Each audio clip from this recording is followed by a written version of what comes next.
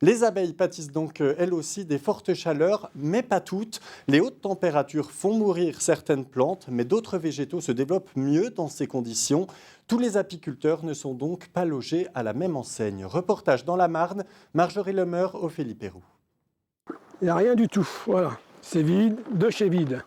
Normalement, elle devrait être pleine. Il devrait y avoir au moins 20 kilos de miel. Ça fait un mois qu'elles sont là. Regardez le champ de sarrasin et il y a de quoi faire quand même. Pas une goutte de miel alors que les ruches sont installées depuis un mois.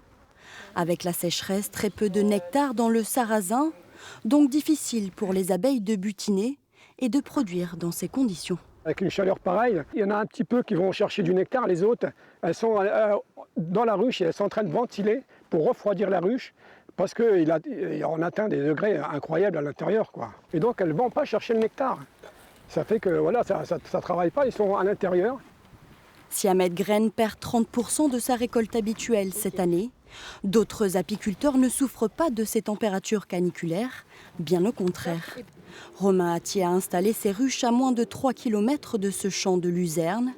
Une plante qui, elle, s'épanouit avec ses fortes chaleurs. Grâce à ses grandes racines, elle va capter l'humidité du sol. Cette humidité va permettre de faire des montées de nectar dans les fleurs. Et les abeilles, bien sûr, ont besoin de nectar qu'elles vont collecter sur la plante et transformer en miel. Plusieurs hectares de nectar, une aubaine pour les abeilles, mais aussi pour l'apiculteur qui voit sa production de miel augmenter au fil de l'été. J'ai quasiment une hausse sur chaque corps, donc ça veut dire que chaque ruche va me donner à peu près une dizaine de kilos. Et sur certaines ruches, j'ai doublé les hausses, c'est-à-dire que j'ai 2 fois 10 kilos. Donc quand on sait qu'en moyenne les ruches donnent 10 à 15 kilos de miel, là rien que sur le miel d'été, sur certaines ruches je vais faire les 20 kilos. Et donc la récolte de luzerne va être bonne, c'est-à-dire dans les 5 meilleures années depuis que je fais de l'apiculture. 2022 sera bonne pour cet apiculteur qui a choisi le miel de luzerne. Ce n'est pas le cas pour beaucoup d'autres.